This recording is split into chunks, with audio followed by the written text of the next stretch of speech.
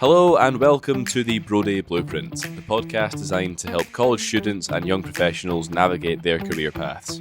Each episode, we sit down with industry experts from finance, business, sports, education, and more to uncover their journeys, daily experiences, and lessons they've learned along the way. Whether you're exploring career options, looking for networking advice, or just curious about different industries, this is the place for you. I hope you enjoyed today's episode. All right, hello everybody. Welcome back to the Brodie Blueprint. Today we are joined by Senior Accountant from One Source Partners, Alyson Burbee. Alyson, thank you very much for joining me today. How are you doing? I'm doing well. Thank you for having me. Great, I'm glad to hear it. Thank you very much for being our second guest on. I'm excited to see what you've got to say. Like we just spoke about, there's a lot of fun things in here, so I'm really excited to talk. Yeah, absolutely. All right, good stuff. Let's jump right in. So from 2015 all the way through to 2020, I believe you studied at the University of Tampa, So if you don't mind, go ahead. Tell us a little bit about your undergrad, your bachelor's in international business and accounting, a little bit about your study abroad that we spoke about. I think that's going to be interesting to hear about. And then tell us a little bit maybe about your master's as well. Absolutely. So I started in August of 2015. I actually entered as a pre-law major and kind of learned I liked money a little bit more and wanted to, work with some numbers. And my family is actually a small business owning family, so I grew up in small businesses, and I think that, internally kind of guided my career path as I understood more like, oh, okay, I'm really choosing how I'm going to contribute to the world.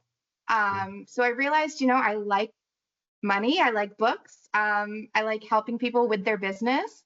So I switched over to international business and accounting. I have a double minor in finance and Spanish, and I also completed a certificate in international studies.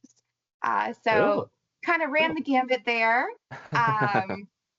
but really enjoyed my time. School was a little bit of a struggle. I'll say, accounting is not for the weak-hearted.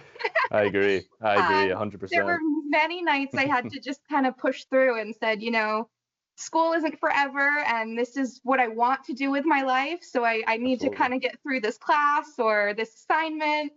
And here I am. Well, sounds like you survived. Sounds like you survived anyway. Sounds like you got through it. So that's good. I'm glad to hear it went well. Like we said, so your minor in Spanish. So when you studied abroad, was it in Spain? Yes. So I studied abroad in Spain. I was originally supposed to go to Barcelona, but that was during the time of the Catalan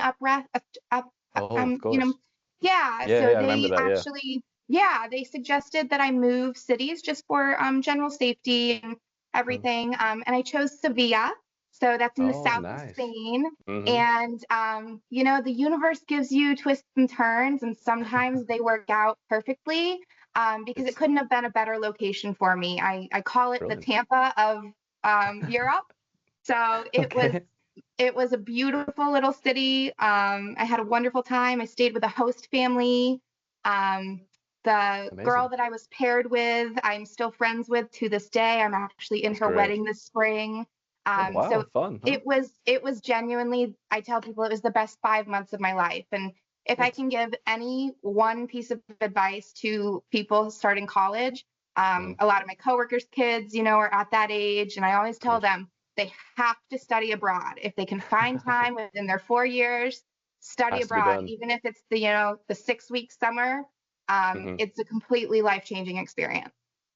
I've obviously heard of a lot of like friends of mine and stuff and people that have studied abroad, and from what I've gathered, can you either study and go to like a university there, or can you do like intern work as well, or what is the whole studying abroad package actually like? Yeah, so through my school specifically, they had many different partner schools that they worked with. So you would go through and you would read about the different programs that they offered and in which locations. So I actually ended up with a company called ISA. And they coordinated everything. You go and you take your classes there. So I purposely had left most of my electives for my semester abroad because I knew from the start I was going to study abroad. So I took photography, took sociology, Spanish language for business, and one other course. So all of my courses I kept very fun, if you will. Yeah, of course. No, that's smart. It sounds like the smart way to go into it. If you can kind of go into college knowing that you're going to study abroad, you can obviously, like you said, plan to take your electives at that time. Yes. So that's cool. You talk about your minor. Was your minor just in Spanish, or is that in like Spanish business as well? What was your minor in? Did you say? It's just in Spanish, so the Spanish Okay. language. So what? I went to a very small K-8 school, and we Okay. started learning Spanish in the 5th grade. Okay. So then I continued through high school, and by the time I got to college, it just made sense to tack on a Yeah. Spanish minor. So So that must have helped you a lot with life in Sevilla then. yes, Mm. they actually speak a little bit of a different dialect. So Okay. I learned a lot of kind of South American Spanish, so it's very kind of how you see the word is how you say it. Okay. But over Okay. there, they have a little bit of almost like an accent. You know, they still Okay. say the Makes same sense. thing. But But sounds a little bit different almost, kind of yeah, like a so now slang or something. I speak that way Oh, great. You instead speak both now. now, I guess. Yeah, Oh, right. Okay. You flipped yeah, around completely. That's cool. All right. Nice. yeah. That's cool. So, I actually didn't have much notes down about your studying abroad, but it sounds really interesting. So, what was your biggest, what thing did you learn, one, about yourself while you were studying abroad? And what advice would you have for people who want to study abroad, whether they're juniors, seniors, or like you say, 16, 17-year-olds that are just thinking about college just now? What would you say for that? Yeah. I mean, so many lessons. I'm an Hmm. avid traveler. I've been very fortunate to be able to travel throughout my life. Okay. Hmm. So I had some travel experience beforehand. But, I think one of the biggest things I tell people, I actually ended that trip with a little week by myself over in Portugal. Wow. Amazing. Yeah. Nice. So I always tell people that the world isn't as scary as it's sometimes portrayed to be. And it's we're all just humans, they're 100%. just people living in other places, living their lives, and 100%. there's nothing to really fear about the world. So don't limit yourself, to go explore based on Exactly. stories or perceptions. Because it So really that's might not be that scary when you get out there, huh? It's really just other correct, people doing the same right, thing as well. No, I get that right, definitely. That's interesting. What would you yeah. say, was there anything specifically you found like a huge difference being in Spain? I mean, the schedule. They are, Really? yeah, the schedule is so much more laid back. Everything closes between 1 and 3, 4 o'clock. Oh, the Um, siesta, of course. yes, Yeah, I so they forgot have about a that. true Wow. siesta. Our Really? host mother was actually an attorney, Okay. and even she came home and took a nap every single day between 1 and 3 Wow. o'clock. Wow. They all ate lunch together. So it was Hmm. just a much different experience, I bet. kind of living there and seeing it. And obviously, I wasn't working, I was going to Hmm. class, and most of my Hmm. classes were in the morning. So, Okay. um, but just they have such an emphasis on enjoying life. And it's Hmm. almost like the work is supplemental, you know? Where it comes second to actually being with your family and kind of enjoying Yes, yourself. I hear that. yes, So, yeah. like, obviously, you weren't working, you were taking classes, but one thing that just came to me, what did you see what the work schedule was like? Because obviously, if you take from 1 till 4 out of the schedule in a 9 to 5 here, then you just lost 3 hours, 4 hours of your work. So, what did you see anything about the work schedules that went on in Spain? Not really, because No? I mean, I remember her being home by 6, 7 o'clock. Oh, wow. Okay. Yeah, so it's not like they were working, and like I said, she's an attorney. So, Yeah. to You should be be able to busy, take huh? a break every single day as an attorney. That must be nice, I um, bet. yeah, but they also, they don't start dinner until 9, 10 p.m. Yeah. I've heard about So it. Yeah. it's just the whole schedule is much more relaxed and Mhm. just more approachable, I would say.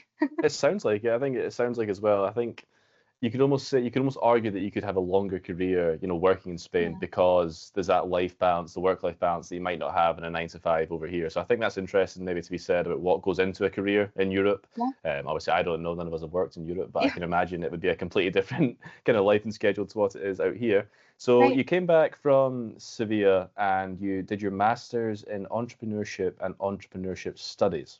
So tell us a Mhm. little bit about why did you choose this for your master's and what did you think while you were doing it? Yeah. So the University of Tampa has an incredible entrepreneurship center. They're Mhm. actually one of the top centers in the world. They've Okay. won many awards just in the few years that they've been open. So it was a pretty Great. easy choice. I've always had a very entrepreneurial spirit, always, coming up with business ideas. And that's what my friends and I talk about. My dad himself was an entrepreneur. He never worked for anyone else in his life, was always Wow. self-made, self-employed. So I just would say it's in my blood. Sounds like it. And then, Sounds like it. exploring the master's programs. Obviously, I was in accounting, so I was headed towards the master's in accounting.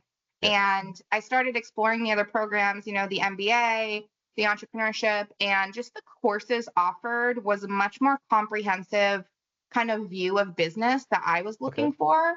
Mm-hmm. I knew that I didn't want to solely focus my career in this accounting corner. Yeah. And I Mm-hmm. wanted to eventually be able to branch out. And, my passion is truly small business. And I felt that with that addition of the, master's in entrepreneurship, you learn a lot about the theory of entrepreneurship. It's not so much, here's the exact steps to start a business. Okay. Yeah.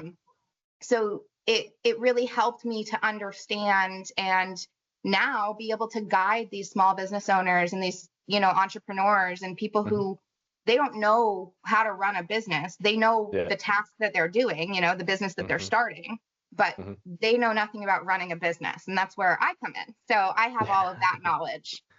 Great. So obviously going into your master's, so at this point, you're talking about how the entrepreneurship program gave you a kind of a more holistic view of business and what goes into business as opposed to accounting being this niche segment of business. So when did you choose to do your master's in entrepreneurship? Is this like a senior year decision or a junior year decision, or why did you have this chosen by? Yes. So I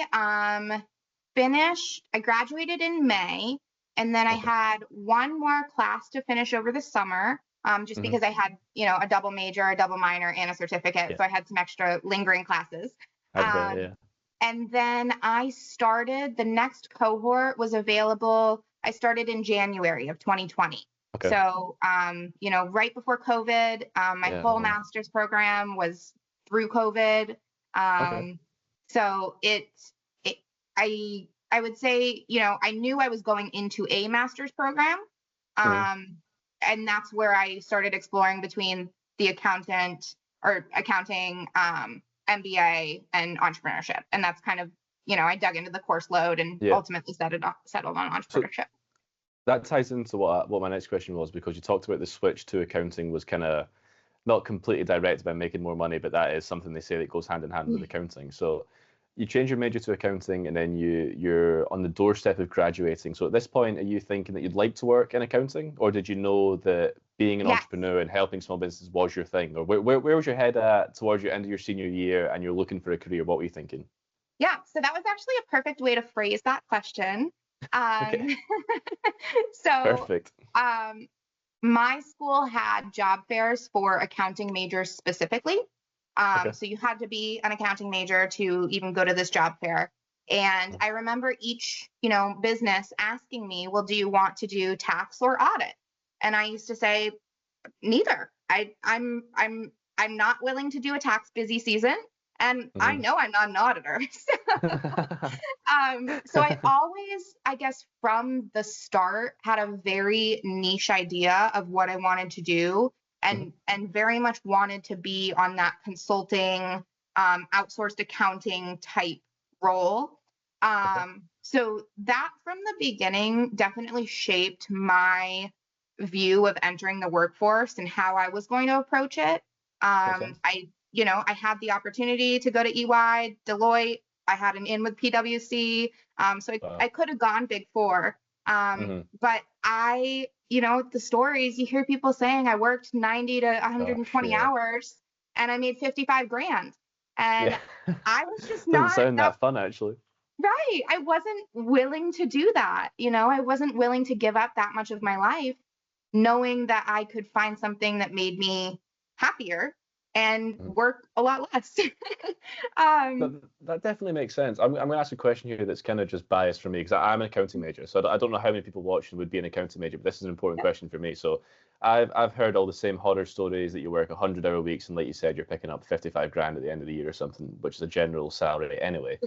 What exposure did you get at Tampa, the University of Tampa, sorry, to other kind of accounting careers? Because the more that I look into it, there is small accounting firms, there is family-run, smaller accounting firms. What did you think the comparison between those two was like? Sorry, and I kind of guess what other comment would you say in terms of like the work schedules between those two? I guess if that makes any sense at all. Yeah, no, it does.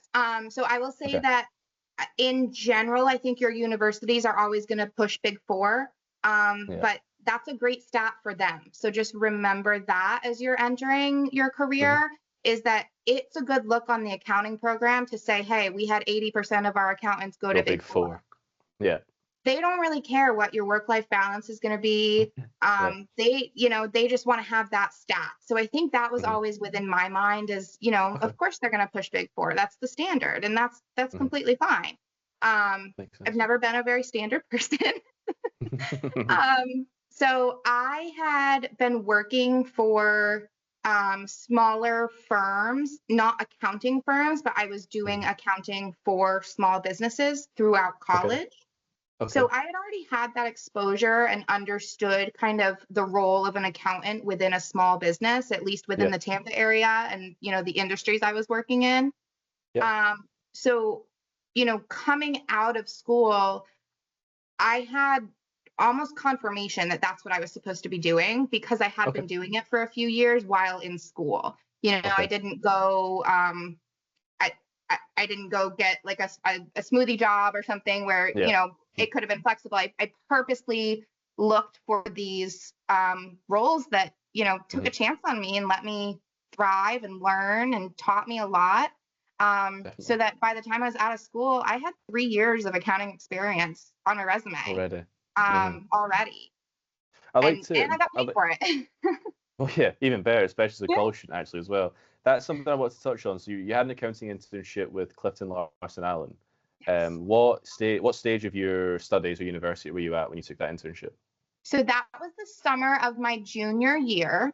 So the summer before my senior year. It was one of those internships I had actually gotten from one of the job fairs. And I had, when I told them that, I didn't want either tax or audit, they were one of the only firms that kind of went, and they tilted their head and they kind of lit up about that, which I was excited about. So I made really great connections with those guys and got in for an interview. So that internship was scheduled, in the fall for the next summer. So it was a wonderful opportunity. I love the Tampa office. They're great people. I learned so much. I was actually brought in on my first day and they said, well, we don't really know where we're going to put you yet because we know you don't want tax or audit. And they said, we have a new private equity team and they've never had an intern. Would you like to go work with them? So I was the guinea pig intern for the private equity mergers and acquisitions. And it was fun. I mean, I was the only intern that summer who got to travel. I was the only intern that summer who got to work from home. So I had a very great experience. So, if you go into an internship with just a say yes attitude and kind of look for those alternative opportunities, I think it's a great way to get exposure to things that, the other candidates aren't. And while, yes, they have that tax and audit experience that I don't, I now have private equity experience, which funnels right into, where I want to go with my personal career down to small business and building business. So that makes a lot of sense. I think it kind of sounds something similar to what Sarah said on our last episode, that when you go for job interviews or more internship interviews she was talking about, you're also going to be interviewing the company. So I think the experience that you had at the career fair where you actually told them you're not interested in any of those, so that probably got you a lot further, like you said, than somebody that turned up and just said, oh, maybe tax, then like I'll try tax. So I think it kind of, obviously a lot of credit to yourself and a lot of credit to someone having that attitude to be like, I know what I want to do. It definitely isn't these two things. So let's find a way where I can get better experience. I think there's a lot to be said for really taking that extra step to think about how this company can help you as opposed to how you can help them as an intern as well. So I think that kind of, I touched on that a little bit, which I found really interesting. One more thing I want to touch on about your college life and college career before we get into your work is, do you think accounting was the best undergrad choice you could have had to set you up for your master's? Yes. Yeah, definitely. I 100% think so. I think, accounting is the language of business. So if you, if you want a career in business that's, not specifically marketing or not specifically something, and you're kind of just trying to find your way in the business world, go get an accounting degree. It's such an easy thing to fall back on.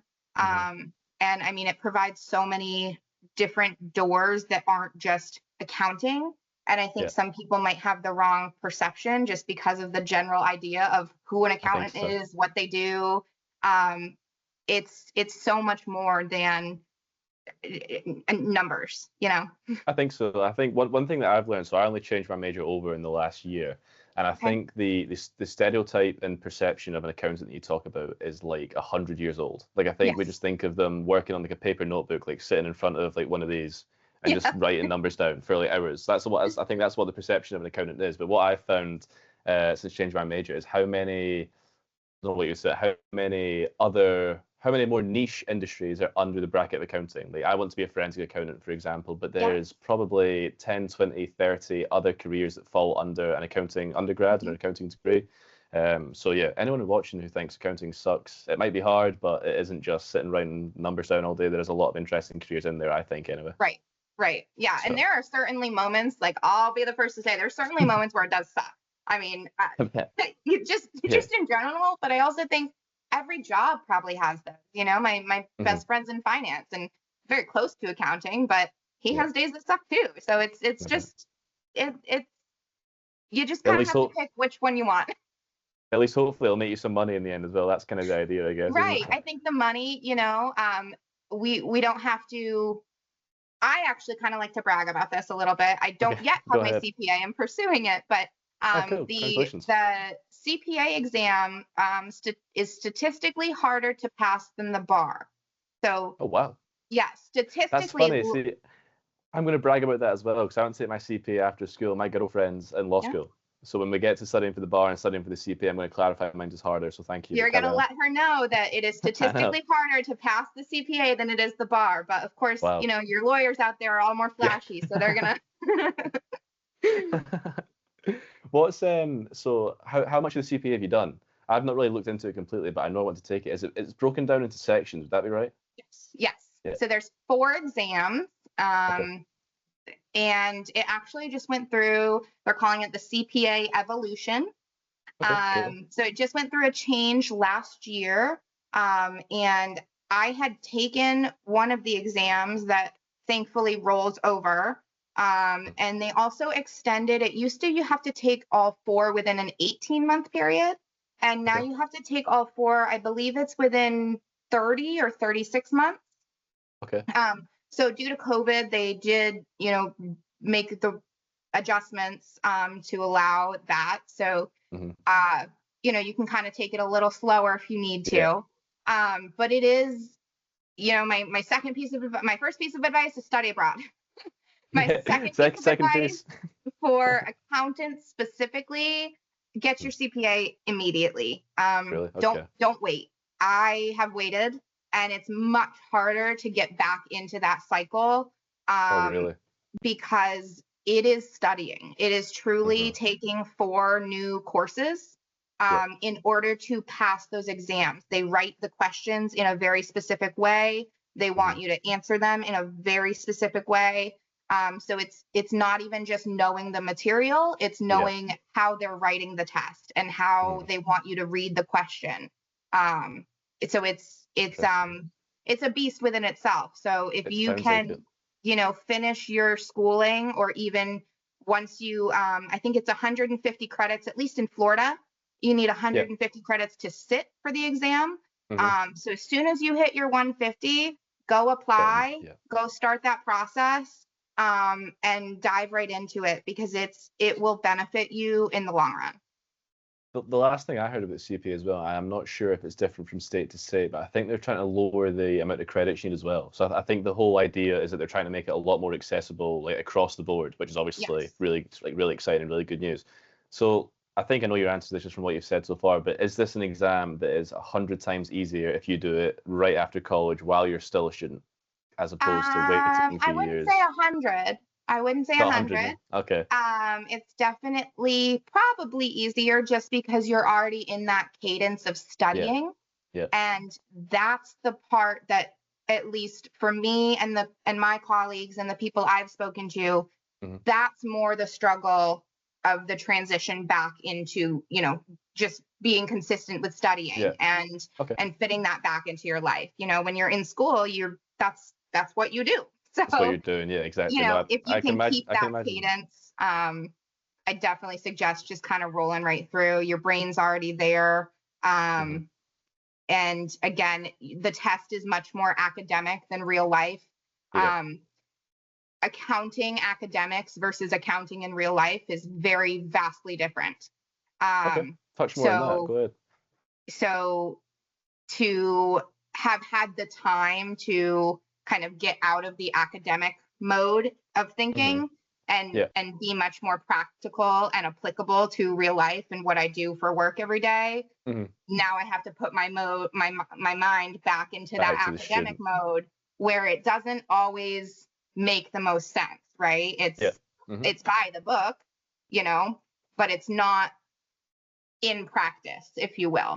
No, that makes sense. That's another part that I've kind of struggled with is just get back into that routine. Getting back into the academic mindset. Yeah. You touched on something interesting there, especially, again, accounting major, especially for me, how your career as an accountant is completely different to your student life as an accountant. So obviously, any other accounting majors, myself, we're doing this accounting coursework in the classroom just now, whether it's a fake audit or you know yourself what goes into accounting classwork. How big a difference is it when you get into the workforce? What can accounting students expect when they start work as an accountant? Yeah. Expect to continue learning. As an accountant, you should be a lifelong learner. You're never going to know everything. And hopefully, at least my job, hopefully your job will never expect you to know everything. But being willing to learn is something huge. So, I learn something new almost every day. And whether that's an actual technical accounting rule, I learned something about a real estate transaction a couple weeks ago that I had no idea what I was dealing with, but now I know the technical accounting way to deal with it. But putting it into practice, right now you're learning you're learning debits and credits, right?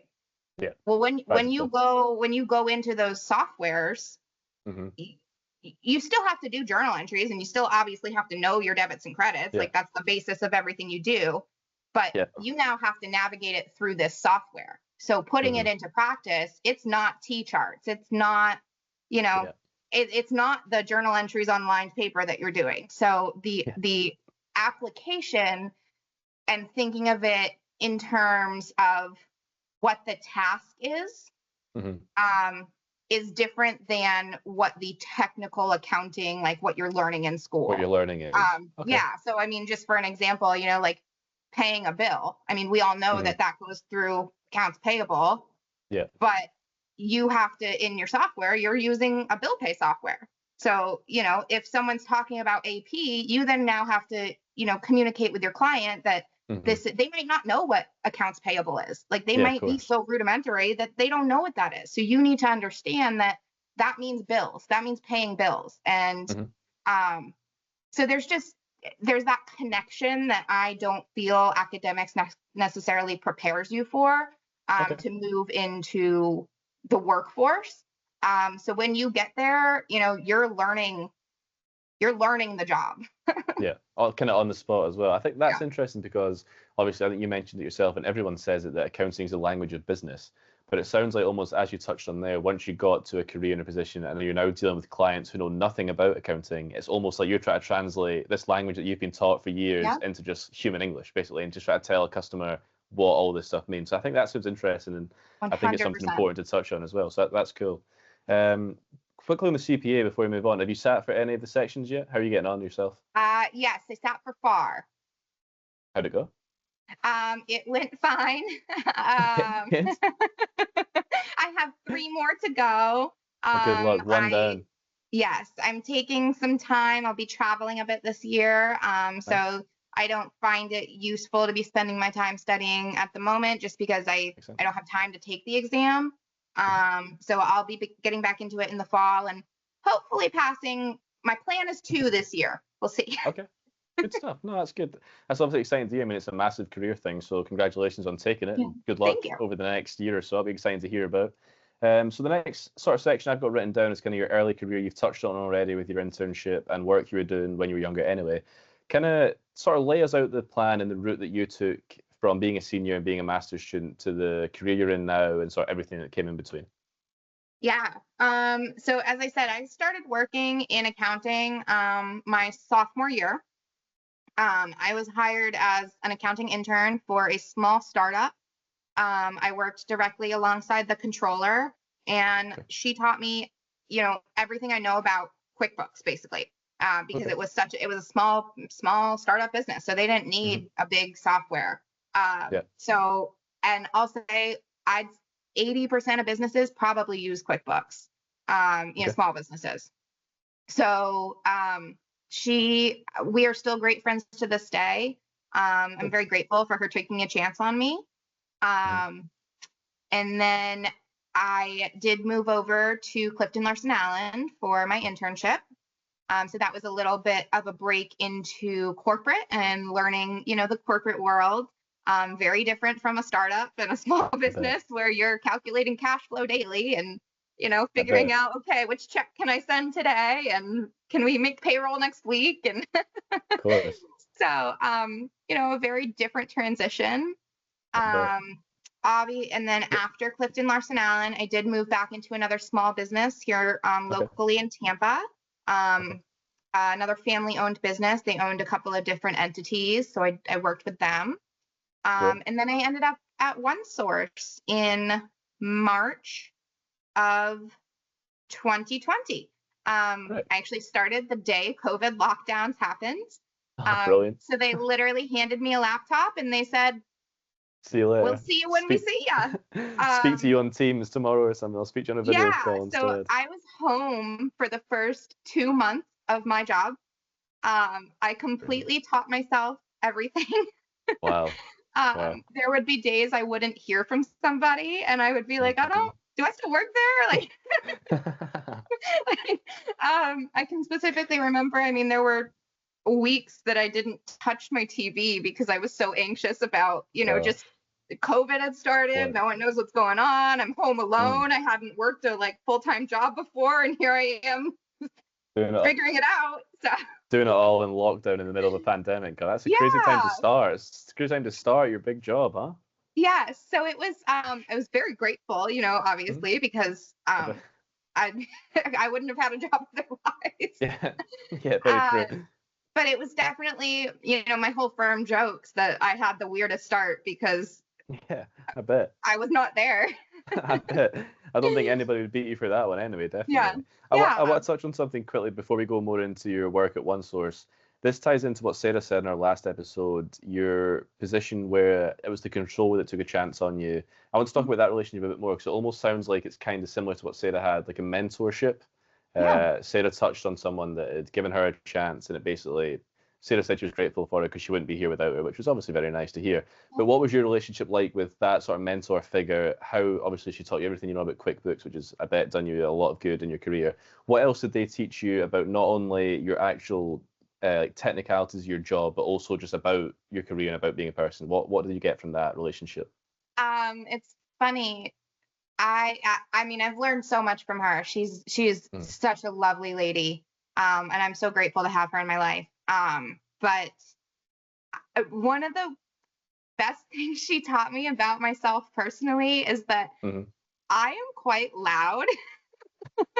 I project my voice and I just naturally speak louder than most people.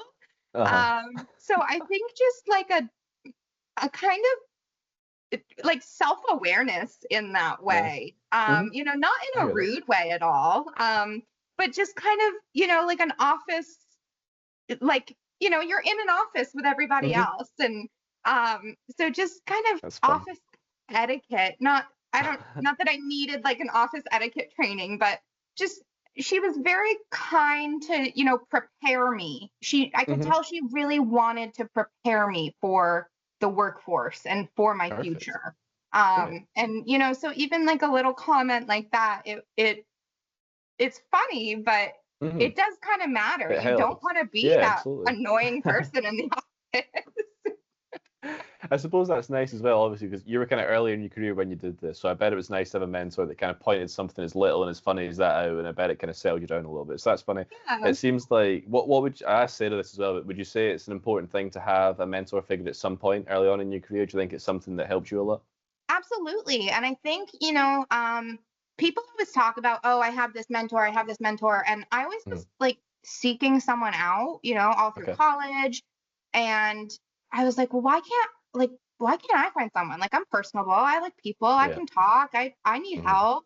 And I think it's not so much something that you see from the front end.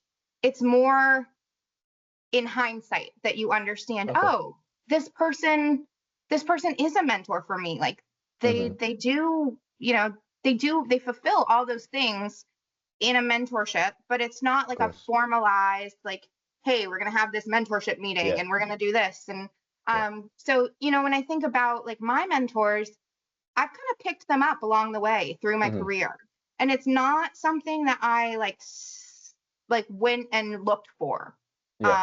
It was more just about building and then maintaining that relationship. I think we talk a lot about building relationships in your career, but we don't emphasize enough on maintaining those, because that's the whole part of it. You can build great relationships, but if you're not maintaining them and putting in that work, because it is extra work, you have to go remember to text that person and put their birthday in your calendar. And, those little things mean a lot to people, especially in, a busy world like ours, in the hustle and bustle of things. Like it is meaningful. So I bet. No, I think I think it's always the same with little things. They're always a lot bigger when you receive them as opposed to sending a text. So I think you're 100% right. You also touched on hindsight there. So I want to kind of phrase a question like this. Would you say, looking back on these people that influenced you, was it almost like they were mentoring you without you realizing at the time, and now that you're looking back, you can say, I was being mentored the entire time that I was working with these people? Is that what that feeling's like? Absolutely. And I think, I can say that with confidence, because there are also people I've worked with that I know for sure were not mentoring me, and they just wanted the task done. They just wanted the work done. It wasn't a nurturing type of relationship, situation. or they weren't trying to look out for you, help you as much. That's interesting. Obviously, the idea behind a lot of this podcast is networking, and networking as a young person. So I want to touch on that as well while we're on the topic of relationships. Towards the end of your sort of university career and your studies, what did you know about networking? What did you think networking was like, and how did you network as a student? Yeah. So as I said, my dad was an entrepreneur, was a self-made businessman, and his whole business was built on networking. I mean, he carried around a stack of business cards in his pocket. My mother had one in her purse. We had one in our car. Everyone he talked to, he gave him a business card. So I would say, the idea of networking was instilled in me from birth. I mean, we were at business conferences very frequently. We were lucky to travel with him. So, I can still remember my dad, every time we met someone, please introduce yourself to Mr. So-and-so, please shake his hand, so it's just always been something that's in me. It was how I was raised. So it thankfully was very easy to transition, when I'm out on my own and not with my family, transition into that, hi, I'm Alyson Burbee. I'm an accountant. I'm an accounting student here at the University of Tampa. I think having your elevator pitch down is a huge, quick 3-sentence introduction, and your handshake. I went to a very, very small elementary school, and every single morning we did a handshake, and it was emphasized to us how important that handshake is. And now I just notice it when someone gives me a bad handshake. I'm already kind of instantly like, oh, I don't, I hear that completely. Yeah. So I think just the way you never get a second chance for a first impression. Mm-hmm. And that's Absolutely. something that my firm says a lot, because, our final deliverable is a set of financials, or is, whatever work product we're providing to them. Yeah. And you don't get a second chance to send that over for the first time. Send that off. Yeah. So, in any situation, you don't get a second chance to introduce yourself. So just to have that prepared and kind of know exactly what you're going to say right when you meet someone new is very important. I think so completely. One thing, I've completely forgotten what I was going to say there almost. One thing I also think about universities and stuff is that obviously it is on the student and it is on me, for example, and it was on you when you were a student to do the networking yourself.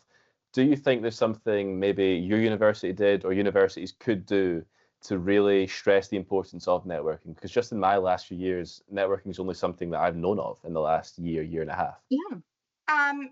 So I personally believe universities give a lot of opportunities and gives, have those resources. I mean, think about how many events your school has just this week. It doesn't matter if it doesn't apply to you. Go show up, say hi to 5 people, and then leave. You're paying. This is something that they would say in our entrepreneurship master's program is you're paying for the network here. So you're paying to be amongst these people, and you're paying to be in this community and on this campus, and with these academics and with these professionals, with other students. You might have ex-military, there's just, you have your own little bubble of community on a campus, and that is the best place to go. Definitely. Just say hi. And I guess one thing that always made me stand out in my classes is on the first day of every semester, it didn't matter if I had the class or not. Okay. I would I would know my professor's office hours. And I went into every professor on the first day of every semester, and I introduced myself. And I would say, hi, I'm Alyson Burbee. I'll be in your class this semester. I just wanted to say hi and introduce myself. Amazing, and so by the time I walked into class the first day, I already knew him and he already knew me. Again, and we've already something that might have taken you 2 minutes at the time, another small thing that ended up going a long way right after. So it's consistent with what you were saying again. Correct. Yes. So it really was just that little extra moment, and it always turned into a short little conversation. Yeah. I mean, I can specifically remember my conversation with my tax professor, and we sat and talked for about 30 minutes. And, so by the time I had my first tax class, he knew me, I knew him. We knew what was going to go on. So it just always kind of made that little difference for me specifically. I knew. That's good to hear. Would you say that Alyson Burbee's secrets for networking is a good handshake, a good elevator speech, and monitoring your voice to the right volume? And a smile. And a smile. Okay, sorry. A smile goes the longest way. Even if you're annoyed by that person, or you don't want to speak to them, or you're having a bad day, a smile, literally just a smile. You don't even have to say anything. I mean, you've now kind of changed the perception of yourself. Good. Me and Sarah touched on this again because I think there's a lot of people my age that I know who don't know how to network. Like a lot of friends I have got like maybe 10 LinkedIn connections and I've just never thought about it before. Would you say, again, to add into your advice, would you say that just starting is sometimes the best step to take? Like just message somebody, introducing yourself. Absolutely. Is that the way to go? Absolutely. I mean, look at you. You sent out messages and you're getting interviews. So, I mean, it's, I know it's very hard for people. Not everybody. I'm a pretty open person. I'm pretty outgoing. I'm very vulnerable. So I know that is super hard for people, and not everybody just has kind of a natural inkling to be vulnerable and to be outgoing. And you don't have to, you don't have to share your whole life story. You don't have to be this overly personable person. But if you do want to have success in the business world, you need to be able to walk up to somebody that you don't know and simply say, hello, my name is Alyson. And that's going to take the conversation wherever it takes it. But it just simply those like 4 or 5 words, it can completely change the direction of your whole life. You might 100%. Meet your next boss. You might meet your next business partner. And I kind of think back to how I met one of my best friends, and he literally at a Rush event for our business fraternity, he literally came up to me and said, "Hi, my name is Josh. I thought you were funny from across the room." And we got coffee like 2 days later, and we have been best friends ever since. So, Amazing. I mean, simply him just coming up and saying hello, we've created a lifelong friendship. So, through something so small again. Right. So, again, you don't have to be this overly friendly, outgoing person, but if you do want to have some level of success in business, you need to be able to just walk up to anybody and introduce yourself. I think something else on LinkedIn, you see people have got maybe 800, 900 connections. You never know that if you message them, they might know somebody who knows somebody who knows somebody who could end up being your boss or giving you a job, anytime soon. So I think there's a lot to be said for just talking to people for no reason other than just to talk to people. And I think that's something I kind of want to promote throughout this journey, is picking up advice from someone like yourself, someone who is in a business career that you have to just go and speak to people. So I appreciate you stressing that message. I would like to talk a little bit now as well about your role as a senior accountant. I think as an accounting major, senior accountant is a great title to have. So if you could tell us a little bit about, let's start with pros and cons of your job, and then we'll get into maybe what you do day to day. So what's the pros and cons of being a senior accountant? I think, the first thing that I think of in the pro section is I get to work with other people and now help them. So I was just talking about it with some coworkers today. I love those training moments, and I love to be able to break something down for someone who I know is not fully understanding. I know they're capable of it. We're all very smart people. But clearly the way that they've been taught or the way they're seeing it is not working for them. So being able to break that down and kind of change it and just give it a different perspective, or even just using a different word. Sometimes it's just a different word. I love those moments of seeing someone else get it, because I remember those moments of like, I can't, and I don't even know how to ask because I don't know what I'm asking about. And so it can feel very stuck and kind of like a lonely moment. But having someone who's willing to kind of work through it with you is huge. I bet. That must be something nice. There is so much in accounting that you could struggle to understand. I mean, you could study and get your degree in it, and you could still rock up to your first day of work and be like, "Oh well, I have no idea what I'm doing all of a sudden." So I think sounds like you will. Yeah, really? Okay, well, guarantee. There you go. You absolutely will. It's not you can, you will. It's not you might. You're definitely 100% going to happen. That's funny. So I bet that was nice for you to see that. Obviously, considering you've been in that situation yourself. What's the day to day like? What is the day to day like of your job? Yeah. So my day to day is completely different. I do outsourced accounting services. So that's where businesses come to my firm and they say, "Hey, we don't have an accountant, we don't have a bookkeeper, we don't have anybody. Can you do our books? Can you clean our books? Can you take over?" We do, interim CFO stuff. So I've worked downtown as a part-time CFO for a few months while a woman was on maternity leave.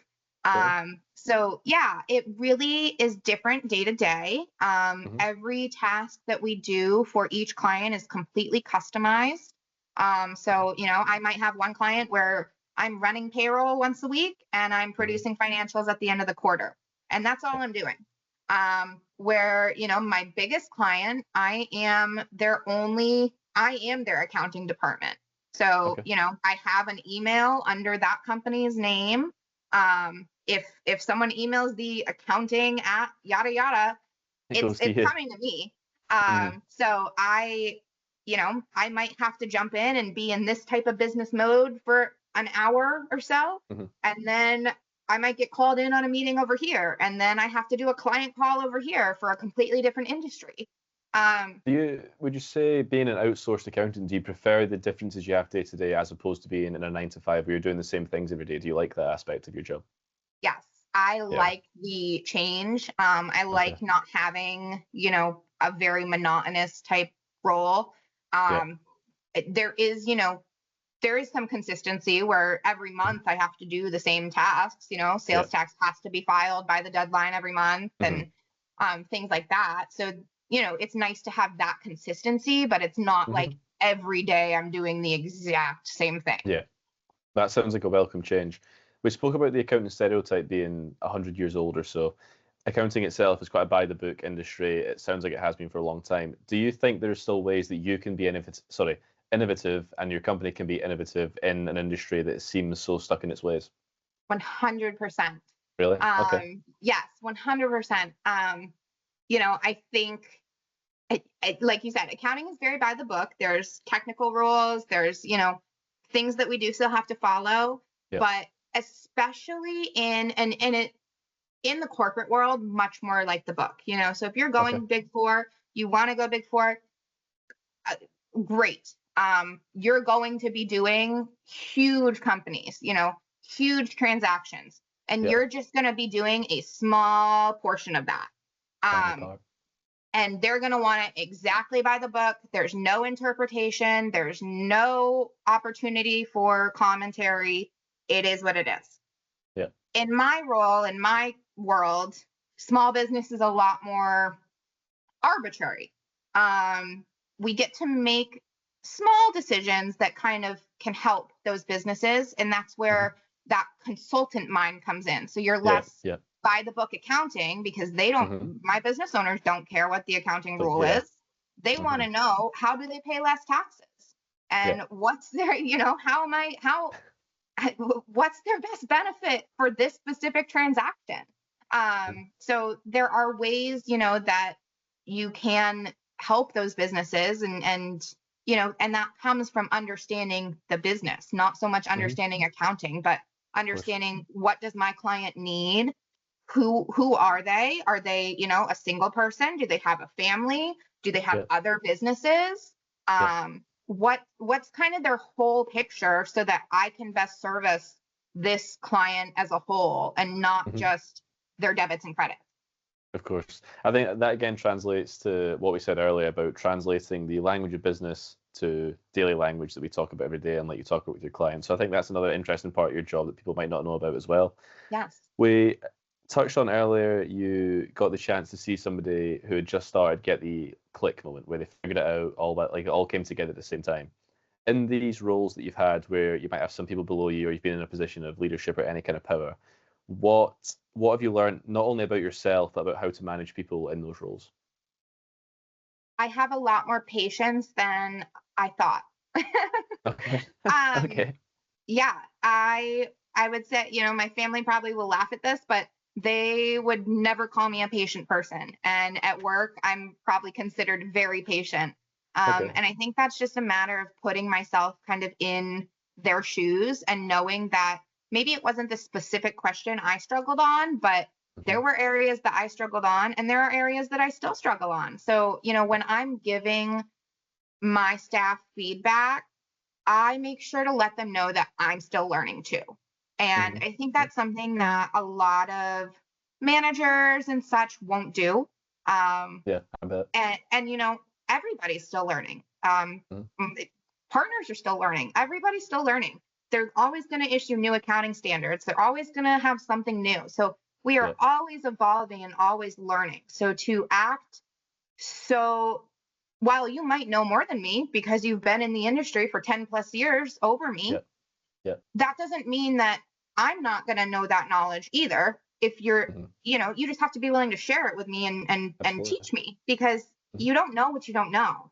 And I just think, having that humility of being able to say, especially to the people that are reporting up to you, to be able to say, I'm still learning too. So we might learn this together.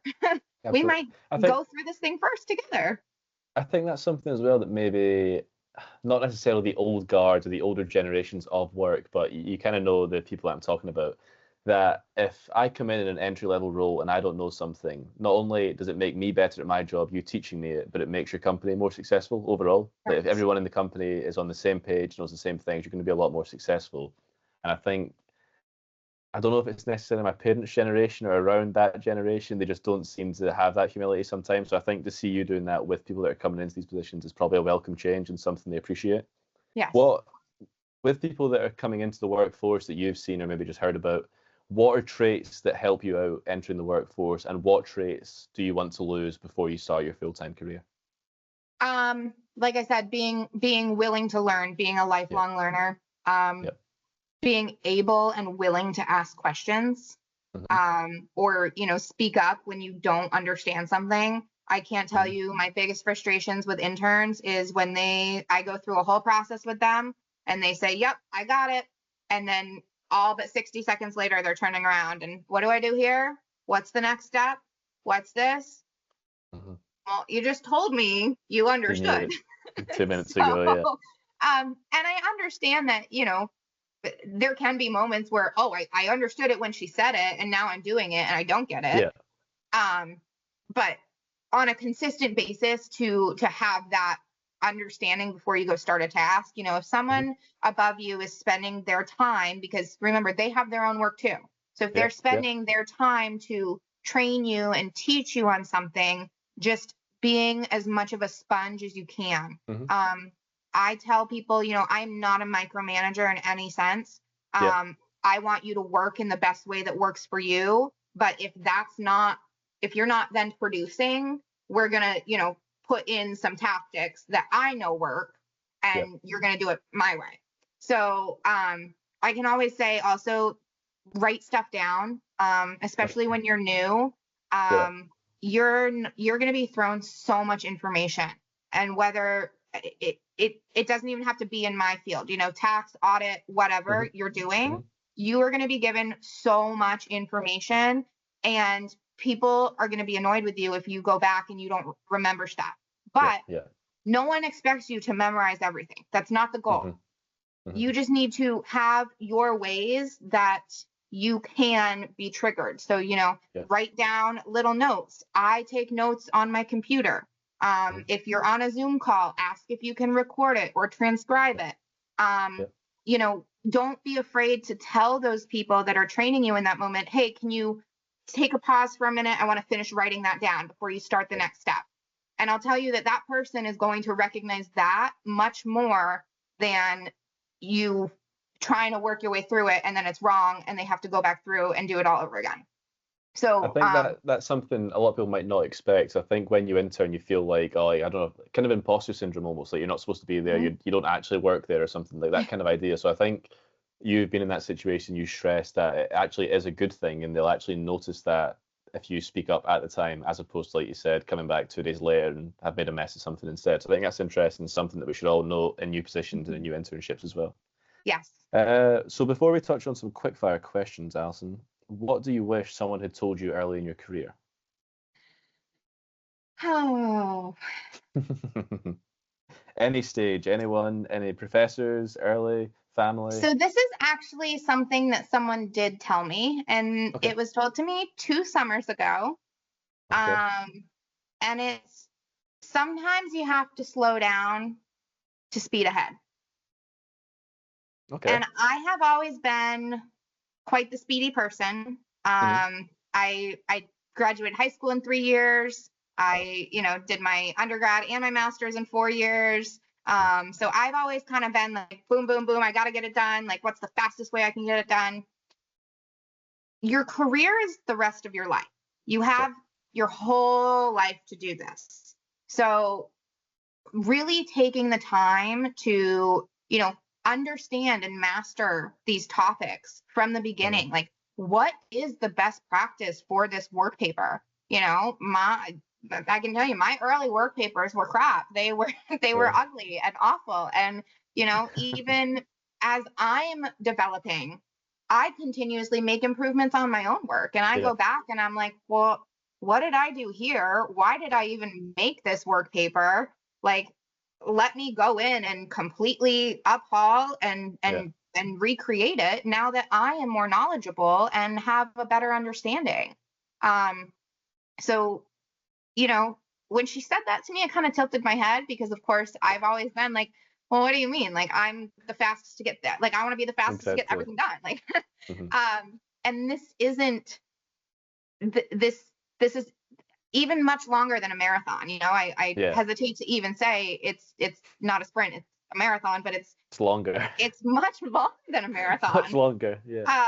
So, if you think of it in terms of that, you can't sprint a marathon and you can't sprint farther than a marathon. So, understanding your kind of plan to get there and, still be successful and still attain success.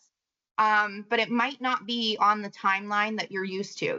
We've had set years of elementary school, and then you have set years of high school, and you have deadlines all through that. And, that you're done with college in 4 years. So up until your end of your college, you've always been on like a pretty deadlines or scheduled timeline, Yeah. So when you enter your life and the rest of everything, there's no real timeline. You can think of it and plan it out and hope for something, but that might not be what comes to you.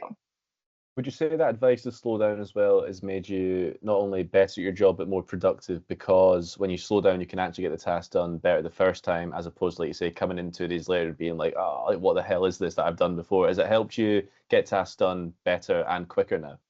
Yeah. Yes. Yeah. And I mean, I've definitely slowed my pace of work. Just in a sense of, like, one of my favorite techniques is I close a work paper or I close a document. And before I send anything to a client, I step away from my computer. I go do another task. I go have lunch. I check out for the day. And then I come back to it and I do a second review before it even gets attached to the email, because I've been in that mode of creating that work. So now I need to put my reviewer cap on and really take a second dive. And that is a skill that I had to learn, because, I'm quick. I finished the task. I want to get it out to the client. I want to prove to the client, hey, look how quick I did this. Absolutely. That's interesting. That's not always the best practice. Not always the best practice. That's interesting. That's a valuable way to look at getting tasks as well. So I appreciate that advice as well. We're going to get into what's been our lovely little ending segment. This is our second one, of course. I've got 10 quick fire questions for you. Some are little fun ones, some are stuff to do with your career. Not quick fire. If you need to think about them, obviously take your time. But we're going to get through this and see what kind of answers you have, okay? Okay. All right. So what was your first ever job, Alyson? My first ever job, I was a lifeguard. Wow, that's a cool one, actually. Okay. Coffee or energy drink in the morning? I only drink water. Wow, that's impressive. Okay, I need to add in a third option. Okay, that's cool. Yeah. Would you say you're an early bird or a night owl? A night owl. Night owl. Okay. What's one app that you can't live without? ChatGPT. Times two. I agree. What would you say is someone that you admire? Ooh, I admire a lot of people. Oh. Tough question, huh? Yeah. I think I just admire people who have like a resilient spirit, and, who have gone through hardships but come out the other end, whether that's major success or simply just getting through the day. Everybody deals with different crap. And I just think, having the ability to kind of move on and say that happened and that was sucky, but here I am today and I can make today better. I got through it. Yeah, those are people that I definitely look up to. Great answer. Completely agree. What's your song to get in the zone?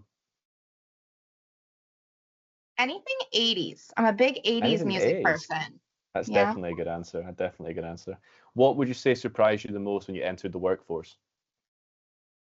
How different it was from what I was being taught in school. Okay.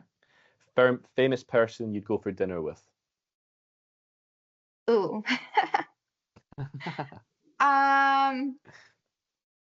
Maybe, this is so generic, but maybe Elon Musk. I think that's a good one. I think that's a good one. Such an interesting person, and completely agree. I would love to have a conversation with him. Completely agree. What's your dream vacation destination? I'm actually going to Peru this summer, so I'm very excited. Oh, wow. Perfect. That'd be fun. But I would say maybe the Polynesian islands. I'd love to go explore, French Samoa and all of that. Perfect. And finally, I know you've touched on them a lot, but what was your one piece of advice for anyone listening? You don't have to have it all figured out. And that's coming from someone who used to laugh when people said that. I was like, well, you're just someone who didn't figure it out, so you're trying to say that. But you really, truly don't. And even if you do have it figured out, it's going to change. And I can guarantee it will change. So just being flexible, being willing to roll with the punches. Well, keep that in mind, folks. Alyson, thank you so much for coming on. I thought we could have talked for another 2 hours here. Your stories, what you've shared has been absolutely amazing, so I really appreciate it. Thank you so much. This is wonderful. Absolutely. Guys, we've got another couple of episodes coming out over the next 2 weeks. We've got a lot of guests, so stay tuned. And Alyson, are you on LinkedIn? Would you like some more LinkedIn connections? Absolutely. Feel free to find me. Okay, perfect. Thank you very much, Alyson. Thank you very much, everybody. See you later. Well, that's all for today, folks. Thank you so much for listening. I hope you enjoyed today's episode and were also able to gain some valuable insight into a potential career. Please head over to Instagram and TikTok and follow us. That's the Brodie Blueprint. And also don't forget to like and subscribe on YouTube as well. If you guys have any guests that you want to see on the podcast or any industries that you want to see guests appear from, please let us know. Until next time, guys. See you later.